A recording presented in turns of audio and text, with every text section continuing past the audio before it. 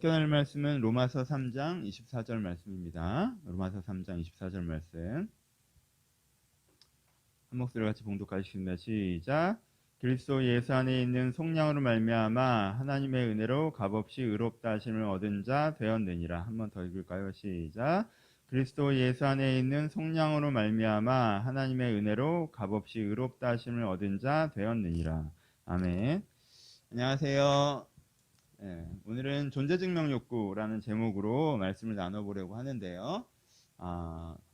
지난주에 이 본문을 가지고 설교를 했었죠. 그래서 지난주 이 본문을 갖고 본문 설명을 충분히 드렸는데 그 중에 하나의 적용점에서 얘기해 보려고 해요. 존재증명, 의롭다 하시면 수백 가지, 수천 가지의 적용점들이 있어요. 그런데 그 중에 요즘은 우리가 요걸 한번 묵상해 봤으면 좋겠다라고 한 지점에 대해서 이야기를 해보려고 합니다. 그러다 보니까 오늘 설교는 좋은 설교는 아니에요. 본문 설명이 좀 충분하지 않고요. 본문 설명은 좀 지난주에 이루어졌다라는 전제하에 그 적용점으로 말씀을 나누려고 하니까 용서하시고 들어주셨으면 좋겠습니다. 이 주제를 한번 같이 고민을 해봅시다.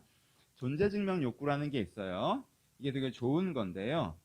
이 사회에, 이 세상에 내가 의미 있는 존재라는 걸 세상으로부터 인정받고 싶은 욕구예요. 그러니까 내가 이 세상에 나를 입증하고 싶어하는 욕구예요. 그러니까 사회적 자아를 실현하고 싶은 거죠. 그러니까 이거 자체가 되게 기독교에서 되게 많이 부정적으로 얘기하기도 하는데 이거 자체는 나쁜 게 아니에요. 오해하면 안 되는 건 이거 자체는 좋은 겁니다. 왜? 우리가 존재증명 욕구를 가지고 있기 때문에 우리가 공동체에 참여하고자 하는 의지를 갖게 되는 거예요. 사회의 일원이 되고자 하는 마음을 갖게 되고요. 단지 수익을 위해서 일하는 것이 아니라 자아를 실현하면서 일하고 싶어지는 거란 말이에요. 이것 때문에 우리가 노동을 감당하고요. 이것으로 말미암아 노동의 고통스러운 과정을 견디는 에너지로 사용하고요. 이것 때문에 우리가 보람이라는 걸 느끼는 거예요. 그냥 사실 존재증명 욕구 자체는 굉장히 건강하고 좋은 것입니다. 하나님이 주신 마음이라고 생각해요. 저는. 왜냐하면 이것을 통해서 우리가 공동체적 사람이 되니까. 존재증명 욕구가 없다면 사람이 완전 개인화될 수도 있어요. 그렇죠? 그러니까 굉장히 공동체적 사람이 되어지게 만들어요. 내가 개인적으로는 굉장히 먹고 살기에 풍요롭고 내 좋은 사람들이랑 잘 지내고 있어도 뭔가 모자른데? 라고 느끼는 이유가 이 존재증명 욕구 때문에 그래요. 좋은 사회적 일원이 되고 싶어 해요. 그렇죠? 근데 이게 과도하기 때문에 요즘에 교회들에서 이것들이 그리고 또 복음을 전할 때 이것 좀 문제라고 얘기하는 부분이 있어요. 자체가 문제가 아니라 과도할 때 이게 이제 문제적으로 나타날 때가 있는데 이 존재증명 욕구가 문제로 나타나는 첫 번째가 뭐냐면 계속 비슷한 단어를 쓰는데 과도함의 문제예요. 보세요. 사람은 자아가 세 가지란 말이에요. 반복해서 말씀드리죠. 개인적 자아가 있어요. 아무것도 상관없이 난 좋은 사람인 거, 그렇죠? 개인적 자아라는 게 있어요. 그 다음에 관계적 자아라는 게 있어요. 내가 사랑하고 사랑받는 좋은 관계성 속에 들어가는 거. 이 관계적 자아라는 게 있어요. 그리고 사회적 자아라는 게 있어요. 그렇죠? 내가 이 사회 속에서 건강한 일원으로 인정받는. 이 세 가지가 동시적으로 충족되어져야 자아 만족이 이루어지는 거거든요. 그런데 어떤 사람은 1번, 2번이 없는 상태로 3번에 올인하는 경우가 있어요. 1, 2번이 없는 상태로. 그러니까는 3번이 100이라고 생각해요. 무슨 문제가 생기겠어요? 3번이 100이라고 생각하면 내가 사회에서 인정받으면 내가 개인적으로 좋은 사람이 아니고 관계적으로 좋은 사람이 아닌데도 내가 되게 괜찮은 사람이라고 생각해요. 그렇죠? 그리고 이거보다 더 큰 문제는 내가 사회에서 인정받지 못하면 내가 없어지는 것 같죠. 그렇죠? 그러니까 내 존재 자체가 흔들려요. 그냥 일이 잘 안 풀리는 것 뿐인데 이 사람의 반응을 보면요. 이 사람의 존재가 흔들려 버려요. 왜 저 존재가 흔들리지? 라고 할 정도로. 그때 약간 과도함의 이슈가 있는 거예요. 이게 3번이 나에게 너무 큰 거예요. 그렇죠? 이 우리 사회는 이런 분위기를 좀 만들어 놨어요.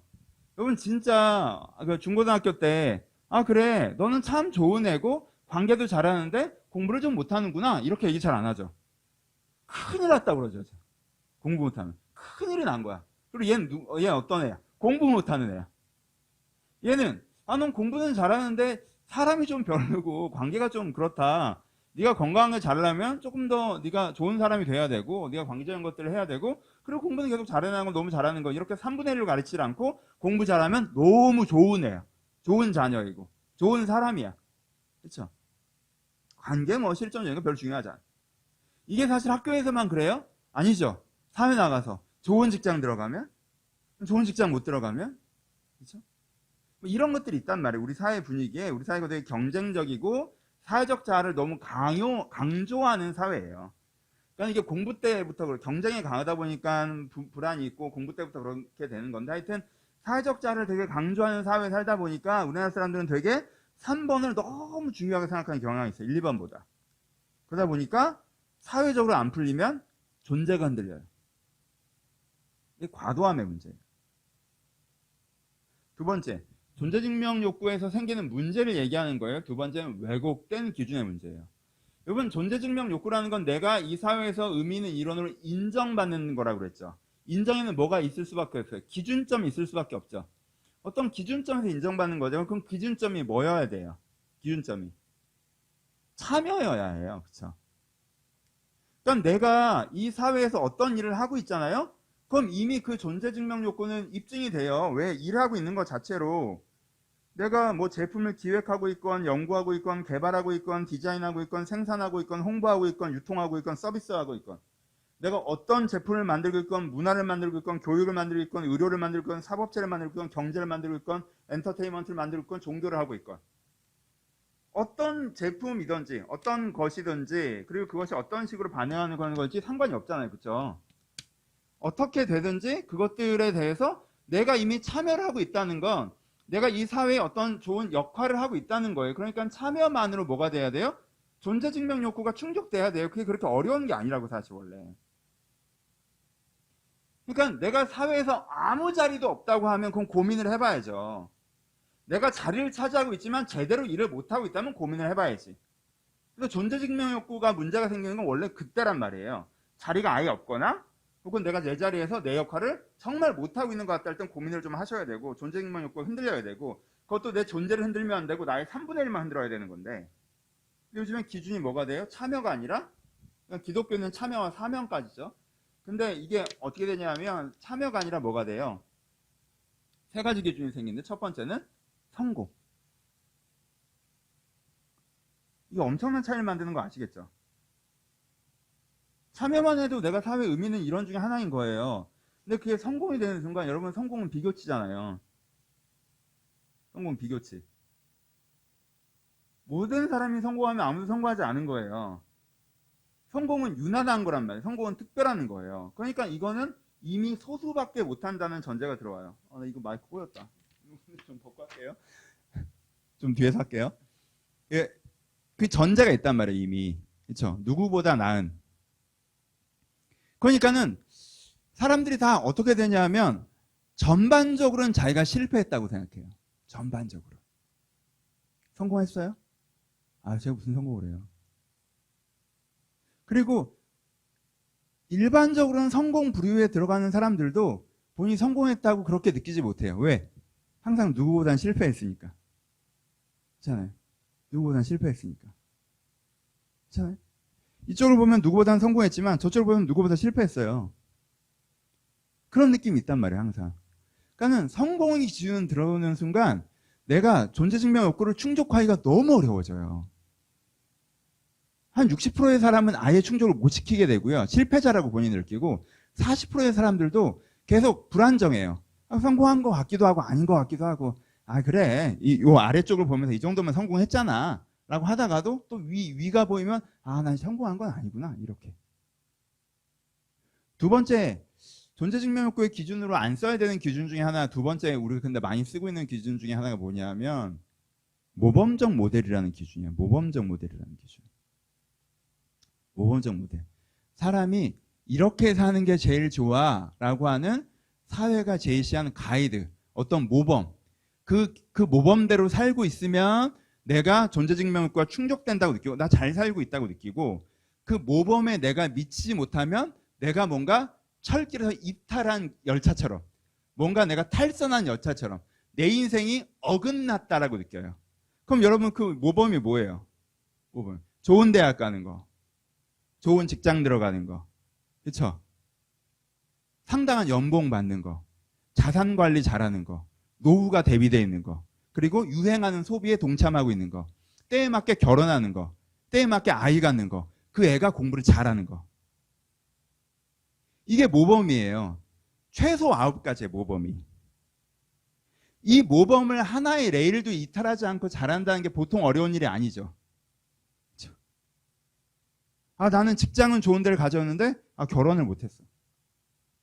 아, 난 직장은 좋은 데 들어갔고 결혼도 잘하는데 난 승진이 안 되네. 아, 난 승진도 잘하고 있는데 내가 자산 관리를 어떻게 한 거야? 쟤는 아파트 갖고 나보다 더 안 좋은 직장이었는데 자산이 나보다 더 많네? 난 자산 관리 제대로 못했어.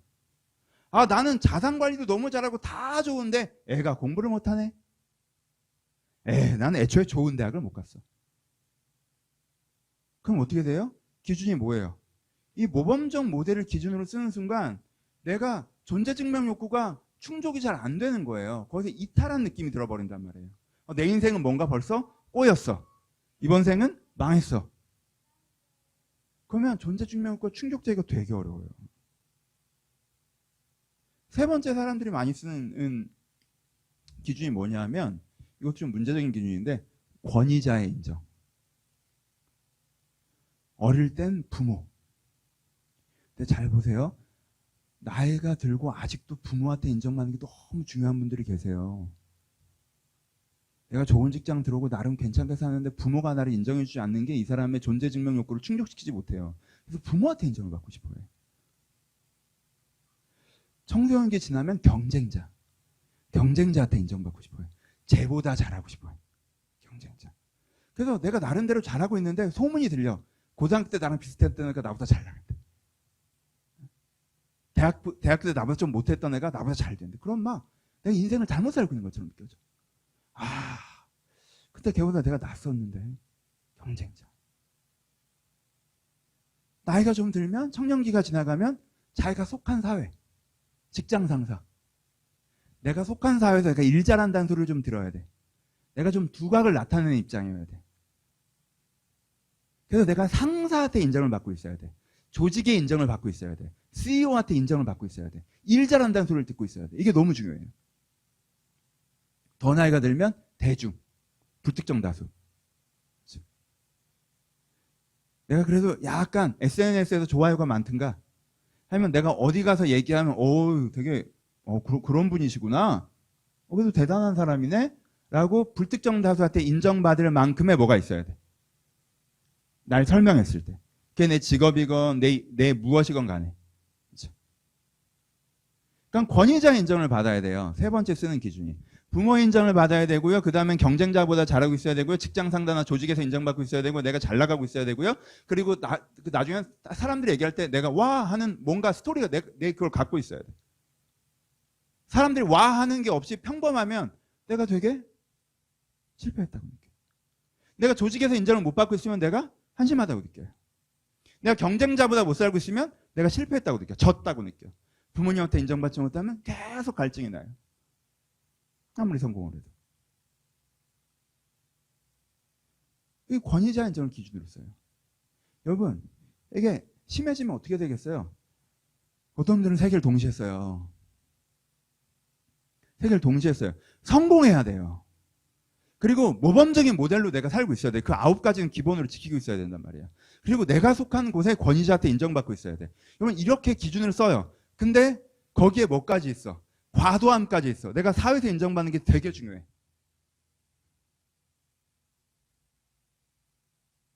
그럼 이 사람 어떨까? 존재가 막 이렇게 흔들려요. 이 사람은 삶이 지진이야. 포인트 알겠어요? 여러분, 이게 또 이제 지역적으로 이런 게 너무 심해지다 보면요. 이게 되게 위험한 게 뭐냐면요. 여러분 존재증명 욕구에 그렇게 많이 꽂혀 있고 거기에 막 이렇게 기갈하고 있고 그게 증명이 안 돼요. 내가 불안하고 있잖아요. 그럼 여러분요. 누군가에게 조정당하기 쉬운 사람이 돼요. 누군가 여러분들이 인정해주면 여러분들을 쉽게 조정할 수 있게 돼요. 그렇잖아요? 이 사회가 여러분 속한 조직이 여러분 사람이 제일 일 열심히 하게 만드는 방법이 뭔지 아세요? 존재를 걸게 하는 거예요. 어떻게 하면 존재적으로 불안한 사람이 어떻게 하면 자기 존재를 걸고 일하는 줄 아세요? 그 사람을 인정해주지 않으면서 기회를 주면 돼요. 그럼 그 사람은요, 인정받으려고 목숨 걸고 일합니다. 이 방법을요, 이 사회가 되게 많이 써요, 여러분들한테. 여러분 회사에서 이 방법을 써요. 여러분 상사가 이 방법을 써요. 여러분들을 좀 까요. 자존심 상하게 해요. 새로 부임한 상사가 여러분한테 어떻게 하는지 보세요. 그거 잘하시는 거예요. 이 사람 조금 무시해요. 그런 다음에 입증할 수 있는 기회를 줘요. 그러면 이 사람이 목숨 걸고 이래요. 조직이 계속 여러분들 그런 식으로 대합니다. 인정해 주는 것 같다가 다시 흔들어요. 그리고 기회를 주죠. 인정해 주는 것 같다가 다시 흔들어요. 다시 기회를 주고요. 이 사회 전체가 이 방식을 사용해요. 그러면요, 사람들이요, 자기 존재를 걸고 이래요. 왜? 여기서 이 기회에 내가 성공하지 못하면, 이 기회에 내가 뭔가 결과를 얻지 못하면 내 존재가 흔들리는 것 같으니까. 근데 아시겠어요? 이건 되게 조심스럽게 말씀드립니다. 때로 교회도 이 방법을 씁니다. 존재증명 욕구가 취약한 사람한테 존재감을 부여해주고 존재증명 욕구를 충족하게 해주면서 그 사람을 열심히 일하게 만들어요. 그러면요, 내 존재증명 욕구를 충족하려고 열심히 일해요. 여러분, 교회에서 존재증명 욕구를 충족하려고 열심히 하는 사람의 특징이 뭔지 아세요? 전반적인 신앙 성장이 없는데 특정 부분에서 과도한 헌신을 해요. 보통 그 정도 헌신하는 사람은 신앙 성숙한 사람이나 하는 헌신을 이 사람은 특정 부분에서 굉장히 과도하게 해요. 그리고 내가 헌신하는 부분은 너무 중요하게 생각하고요. 내가 헌신하지 않는 부분은 관심이 없어요. 그리고 내가 그 일을 맡았을 때는 세상 중요한 일이라고 얘기하더니 내가 그 일을 안 맡으니까 세상 관심이 없어요, 거기에. 그러면요, 그 사람이 정말 사명과 콜링과 성숙으로 내가 봉사하는 건지, 아니면 그 교회가 이 사람의 존재증명 욕구를 자극해서 그렇게 열심히 뛰게 한 건지 한번 생각해 봐야 되는 부분들이 있다는 거예요. 그러니까 교회가 조장한 건지 본인이 그렇게 반응한 건지 모르겠지만 그런 일들이 벌어진다는 거예요. 별로 중요하지 않은 게 내 인생의 중요한 자산을 소비할 수 있다는 거예요. 왜? 존재증명 욕구에 과도해지고 기준이 왜곡되어 있습니다. 그럼 이 사람은 어때요? 정말 인생에 달려야 될 지점에 와서는 번아웃 돼 있죠. 정말 인생에 해야 되는 부분에 대해서는 지쳐 있죠. 여러분, 이 패턴이 있어요. 다시 존재증명 욕구 자체는 되게 좋은 거예요. 사회 일원이 되는 건강한 욕망이에요. 그걸 충족하면서 사셔야 돼요. 그런데 이게 잘못된 방식으로 굴러갈 때가 있어요. 특징을 아시면 돼요. 첫 번째, 과도할 때. 그게 안 된다고 내가 존재가 흔들릴 때. 두 번째, 기준이 이상할 때. 내가 성공이나 모범적 모델이나 내 주변의 권위자를 기준으로 쓰고 있을 때. 세 번째, 내가 뭔가 너무 자주 존재를 걸고 일하고 있을 때. 근데 그게 자발적인 것보다는 외적 자극에 의한 것인 것 같을 때. 그때 여러분, 뭔가 내 존재증명 욕구가 잘못된 방식으로 역동하고 있고 그게 여러분 인생을 크게 잘못된 방향으로 끌고 가고 있을 수도 있다는 걸 한번 고민해 보셔야 돼요. 여기에 가장 큰 부작용은 뭐냐면요. 부작용이 세 가지가 있는데 사실 이 얘기 때문에 이 설교를 시작한 건데 가장 큰 부작용은 스트레스예요. 여러분, 일하는 건 기본적으로 힘들어요. 그렇죠? 우리나라는 노동량 자체가 너무 많다고요. 그리고 우리나라 일자리는 불안정해요. 그래서 내가 이걸 언제까지 할 수 있을까에 대한 불안, 그러니까 생존 불안을 건드린다고요. 그렇죠? 그러니까 우리가 하는 일이라는 게 이게 두 개만으로 기본적으로 되게 힘들어요. 생존 불안은 우리가 안 느낄 수 없죠. 하나님의 먹이시고 입히심을 신뢰하셔야 벗어날 수 있지만 지금 신앙적인 얘기를 곧장 넘어가는 거 아니니까. 생존 불안도 자연스러운 거고 그리고 노동량의 피로감도 자연스러운 거예요. 근데 안 그래도 힘든데 우리가 여기에 뭘 넣어요? 여기에 존재증명 욕구를 얹혀버려요. 권위자 인정이 중요하고 다른 사람과 비교하고 누군 저만큼 하고 있는데 난 못하고 있네라고 하고 모범적 모델에 비교해서 나는 난 좀 B급 인생을 사는 것 같다고 생각하고 막 이래버린단 말이에요. 그러면요, 사실은요, 솔직히 봐요. 이 노동 업무량이나 이 생존 불안의 스트레스보다 이 존재증명 욕구가 제대로 충족되지 않아서 오는 스트레스가 사실은 더 많은 경우까지 생기더라고요. 여러분들 직장 생활에 상당 스트레스가 사실은 이 부분에서 올 때가 많아요. 여러분들 삶에서 주변과 비교하면서 여러분들 권위자들에게 흔들리시면서 내가 생각하는 어떤 성공이라는 기준으로 패배감을 느끼고 내 인생에 탈선했다고 생각하고 뭔가 너무 과몰입해서 일하고 그거에 대한 스트레스가 너무 크고 다른 것들은 방치돼 있고 방치했으니까 거기 문제가 생기고 그 문제가 또 나한테 다시 스트레스로 돌아오고 그래서 여러분들 스트레스가 계속 눈덩이처럼 불어난다는 거예요. 그럼 이걸 줄이셔야 돼요, 여러분. 스트레스를 줄이는 게 너무 중요합니다, 지금. 어떤 면에서 여러분들의 삶의 큰 숙제는 악함의 문제이기보다 이 스트레스의 문제예요. 그래서 스트레스를 줄이는 걸 하셔야 되는데 그 중에 하나가 뭐예요? 이 존재증명 욕구가 여러분들 스트레스를 2배, 3배로 만들어내고 있어요. 이게 부작용 첫 번째예요. 이걸 오늘은 제일 강조하고 싶어요. 두 번째 부작용은 우선순위의 문제예요. 아까 말씀드렸던 것처럼 사람은 개인적 자아와 관계적 자아와 사회적 자아를 동시적으로 성취시켜 나가야 되는데 사회적 자아에 관심이 많아지니까 1, 2번을 방치하는 거죠. 이게 너무 당면과제라고 항상 생각하니까. 이게 너무 당면과제니까. 이게 너무 급하니까. 1, 2번을 항상 미룰 수밖에 없어요. 그러니까 이 사람은 사실은요, 신앙에도 급격하게 무관심해져요. 신앙이 내 삶에 도움되지 않는다고 생각합니다. 그러니까 3번에 꽂혀있기 때문에 사실 신앙은 개인적 자아와 관계적인 자아의 측면이 더 많잖아요. 신앙은 영혼 회복, 개인적 자아 회복이고 관계적 자아, 하나님과 사랑이고 그 다음에 3번, 사명의 삶으로 3번도 연결되어 있긴 한데 굳이 따지자면 4, 4, 뭐 이렇게 이쪽이 더 크다. 4, 4, 2라고 볼 수 있단 말이에요. 그렇죠?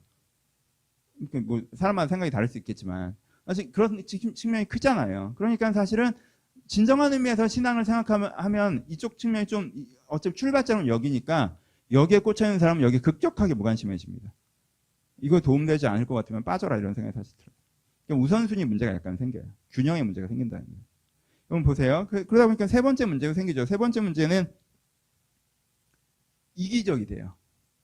그 성품이 이기적이라는 뜻이야. 이 사람 좋은 사람이어도요. 여러분 아무리 좋은 사람이어도 내가 요즘은 너무 힘들고 내가 해결해야 될 급한 일이 있어요.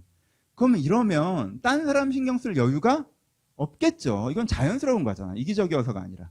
근데 이게 고등학교 때부터야. 고등학교 때는 대입 때문에, 대학 때는 취업 때문에, 취업하고는 또 다른 문제들 때문에 계속 이 상태란 말이야. 그러니까 항상 난 너무 힘들고 나한테 항상 당면과제가 있으니까 뭔가 내가 제일 힘든 사람인 것 같고 다른 사람 신경 쓸 여유가 안 생기는 거죠. 그러니까 이 사람 자체는 이기적인 사람이 아닌데 이 시간이 길어지다 보니까 실제적으로는 이기적으로 표현된다는 거예요. 이 부작용이에요. 스트레스가 높아지고 그리고 우선순위가 엇갈리고 사람이 이기적이 돼요.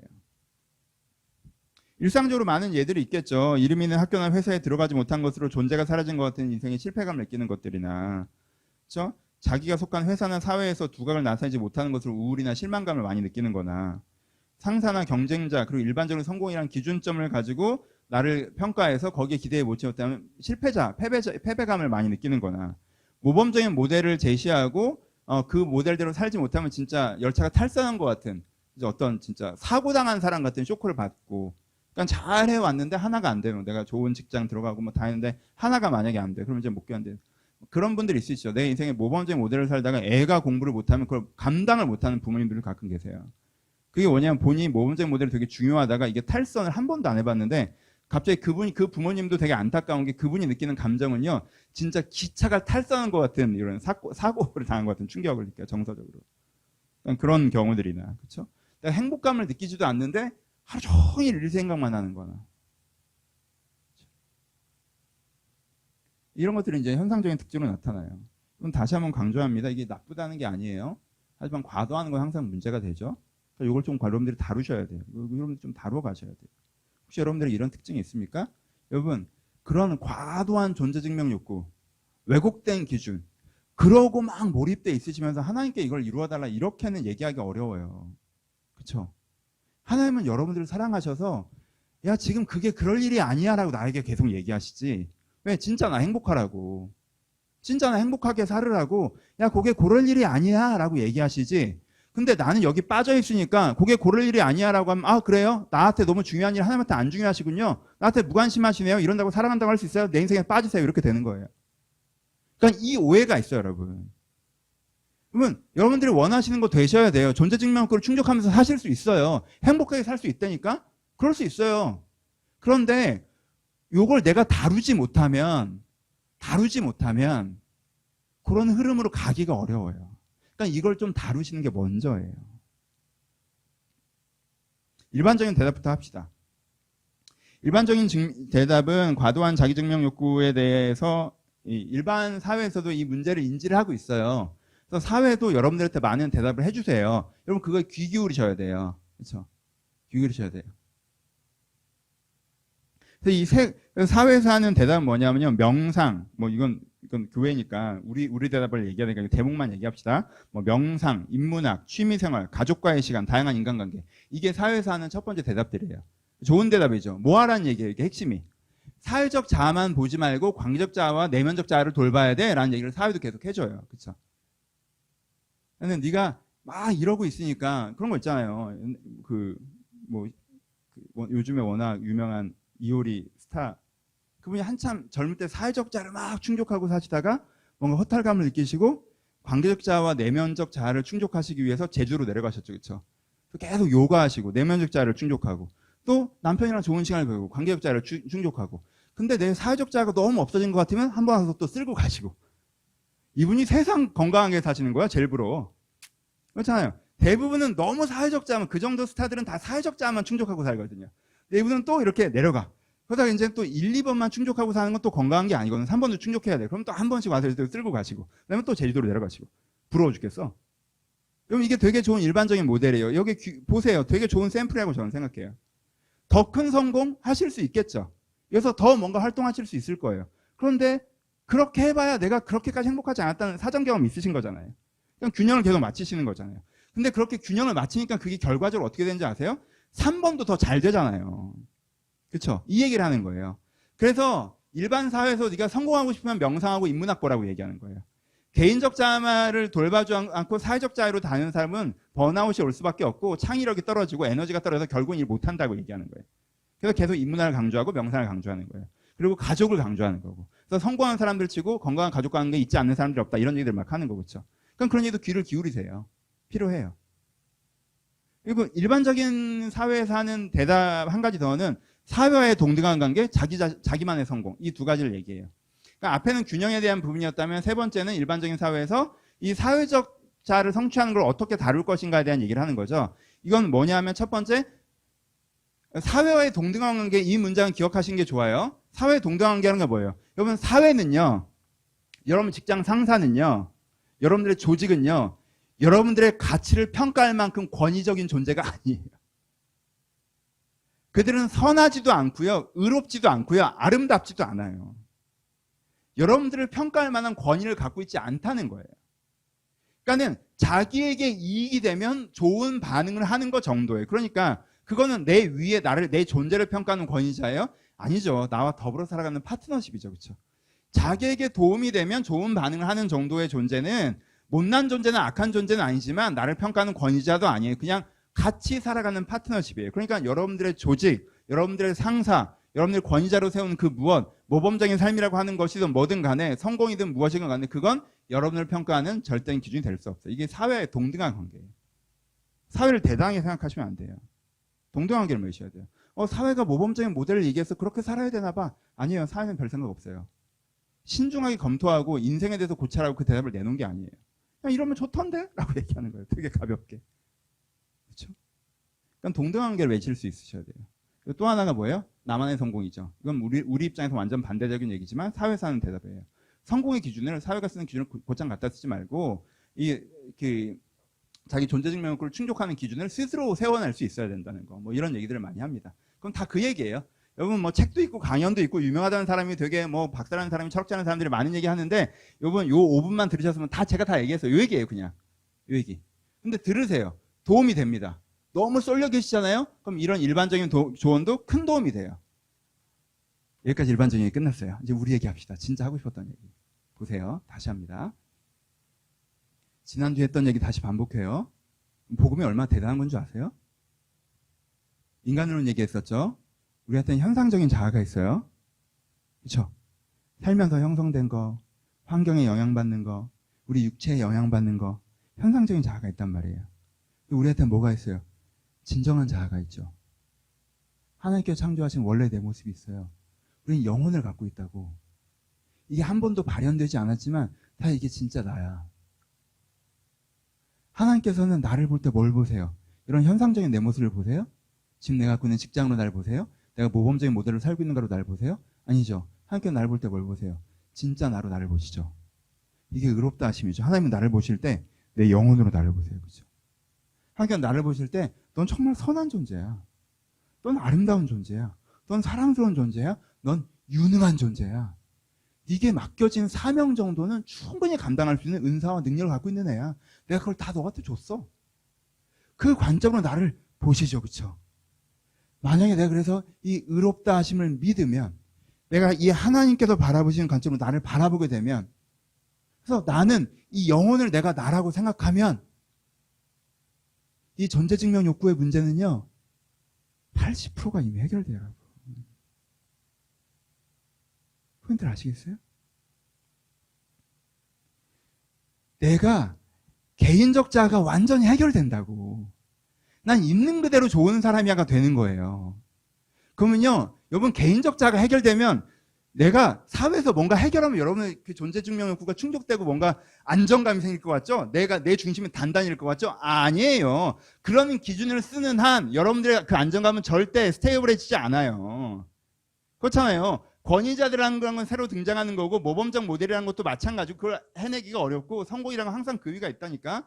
근데 여러분 내가 있는 그대로 소중한 존재라는 걸 하나님 앞에 내가 정말 깨닫잖아요. 그럼 나는 더 이상 내 존재를 세상에 증명할 필요를 못 느껴요. 내 존재에 대한 만족감이 온다고.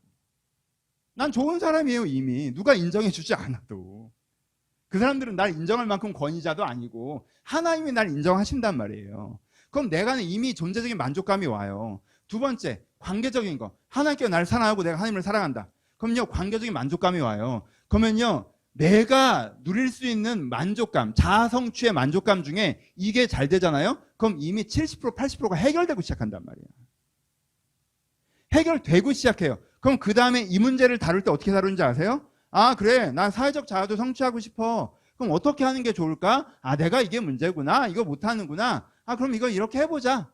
라는 게 되게 자연스럽게 돼요, 여러분. 목숨 걸고 하는 게 아니라. 되게 자연스럽게 돼요. 이 사람이 일도 저 잘해요. 막 그 일이 아니면 막 그게 안 되면 안 되는 것처럼 어깨에 힘 빡 주고 일하다가 결과가 좀 안 되면 그거 갖고 완전 이렇게 흔들리고 누가 이것 때문에 안 되는 거에 지적해주면 그거 고치면 되는데 그거 고치기보다는 그게 무슨 지적받은 게 날 비난받는 것처럼 이러면 무슨 일이 돼. 여러분 존재를 걸면서 일하는 게 처음에 단기간은 잘 되지만요. 업무량이 늘어나지만 이러고 일하면 내 속에선 진폭이 이렇게 움직이는데 스트레스 지수가 이렇게 움직이는데 이 사람이 일을 잘할 게 뭐야.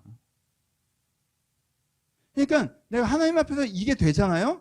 그러면요. 내가 지금 당장 못하는 거에 그렇게 스트레스 받지도 않고 내가 그걸 객관적으로 검토할 여유도 생기고 단점을 지적받았을 때 반성할 줄도 알고 고칠 줄도 알고 다시 시도해볼 자신감도 있고 그렇게 되면 되게 자연스럽게 이것들이 또 풀려나간다고요. 그럼 80, 90이 해결돼요. 그러면 다른 사람들이 보기엔 굉장히 대단한 성공을 하는 사람이 아니야. 객관적으로 모범적 모델을 다 레일로 살고 있지도 않아.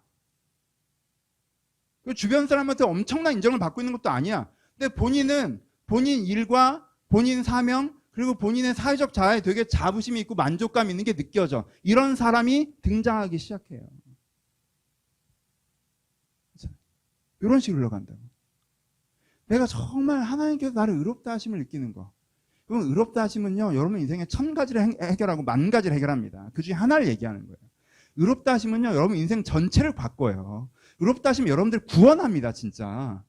여러분 현실에 빠지는 어떤 문제가 있습니까? 여러분 옛날에 백문일답이란 거 아세요? 뭐 했었죠. 무슨 질문하던 대답은 예수 그리스도로 하는 거예요. 뭐 합니까? 예수 그리스도. 뭐 합니까? 예수 그리스도. 그거 되게 웃겨요. 왜? 예수 그리스도를 믿는 게 뭔지 이해를 못하고 그러면 웃긴데 여러분 그거 자체는 맞는 얘기예요.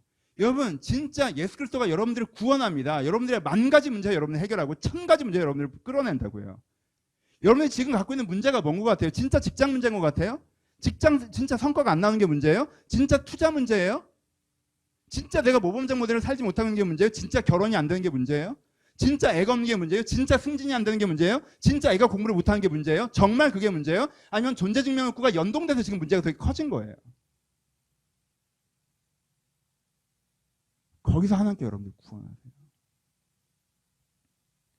여러분들이 웬만한 성공을 경험했을 때 느꼈던 평안과 비교될 수 없는 평안이 여기서 와요. 이거는 세상은 중요하지 않아 라고 산속으로 들어가는 교회에서만 아니에요. 다시 반복되면 그거 아니에요. 이 사람이 일도 더 잘해요. 사회적 자는 당연히 또 다른 문제지. 내가 영적이고 개인적이고 이거 한다고 저게 되는 거 아닌지 알아요. 그러니까 이 에너지를 갖고 절로 나아갈 수가 있다고요. 그렇게 되잖아요. 그럼 제가 이 설교를 하는 이유는 진짜 여러분 어깨가 좀 부드러워졌으면 좋겠어서 이 설교를 하는 거예요. 그러면 정말 스트레스 지수가 떨어져요. 정말 스트레스 지수가 떨어져요. 우리 정직하게 돌아봅시다. 그렇죠, 여러분. 아무도 모르지만 여러분 마음에 사실 누가 비교하고 있고, 그 누구가 특별히 정해진 것도 아니에요. 남들은 이 정도 사는 것 같은데 나는 아닌 것 같고, 또 어느 날 또 누군가에게 건드려지고, 나보다 뭐 내가 생각했던 내가보다 뭐 좋은 직장, 좋은 자산, 좋은 가정, 뭐 좋은 여가 생활, 뭔가 갖고 있는 사람을 보면 왠지 좀 건드려지고, 좀 우울해지고, 뭔가 일하다 보면 직장 사는데 깨질 때도 있고, 회사에서 잘릴 때도 있고, 일이 잘 안 풀릴 때도 있고, 연봉이 낮을 때도 있고, 그런 건데, 그러니까 이런 스트레스 받죠.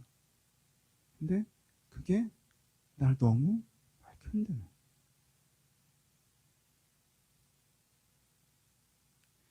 그래서 내가 힘들고, 힘드니까 내가 안쓰럽고, 안쓰러우니까 내가 맞는 것 같고, 난 그렇게 힘드니까 스트레스 풀러 또 이런 걸 해야 되고, 내가 함부로 살고, 함부로 사니까 또 자존감이 낮아지고,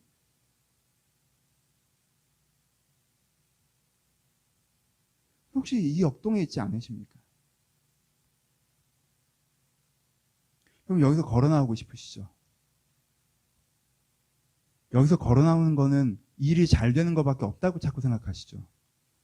그래서 정말 좋은 배우자가 나타나거나, 정말 좋은 직장이 떨어지거나, 우리 직장에서 나를 엄청나게 인정해 주거나, 아니 어디서 자산이 떨어지거나, 뭐 그래야 이게 해결될 것 같으시죠? 아니요. 여러분들 그 비슷한 거 가지신 적 있으셨는데, 그때 여러분 충분히 해결됐다고 못 느끼셨었어요. 정직하게 돌아보세요. 더라고 얘기하셨지. 그래서 정말 벗어나고 싶지 않으세요? 여러분, 의롭다 하심 앞에 서셔야 돼요. 다시 말씀드립니다. 이 로마서 설교, 이것도 로마 설교의 예와 하나인데, 그러면 절대 로마서 설교할 동안만큼은 정죄하지 마세요. 아, 목사님 오늘 설교 너무 좋았어요. 제가 잘못된 자기증명 욕구에 빠져 있다는 걸 알았어요. 전 이 설교 끝나고 그런 얘기 절대 듣지 않길 바랍니다. 그건 또 하나의 정죄고, 그거 알아서 뭐하게? 스트레스가 줄어들어? 그거 알면 더 스트레스 받아. 그거 알고 끝내실 거면 잊어버리세요. 그것만 알고 끝나면 더 스트레스 받아요. 그거 알아 뭐하게? 안다고 바뀌어요? 율법이 우리를 구원합니까? 그렇죠? 로마 7장에 율법이 우리를 더 사망 아래로 잡아가지, 율법은 우리를 구원하지 않아요. 알아봐야 정죄만 하지. 아는 이유는 뭐예요? 뭐 하자는 거예요? 해결하자는 거죠. 회복하자는 거죠. 그렇죠? 그냥 하나님의 의롭다 하심 앞에 서셔야 돼요. 말이 너무 막연해요? 그냥 구체적으로, 그냥 이게 구체일지 모르겠는데, 여러분 저도 그럴 때가 있어요. 우리는 다 앞으로 계속 여러분 이걸 한 번 해결한다고 생각하지 마세요. 이 파도는 여러분 앞에 계속 닥쳐올 거예요. 계속 닥쳐올 거라고. 저도요, 뭔가 수준 있는 교회를 세워서 저를 입증하고 싶을 때도 있어요.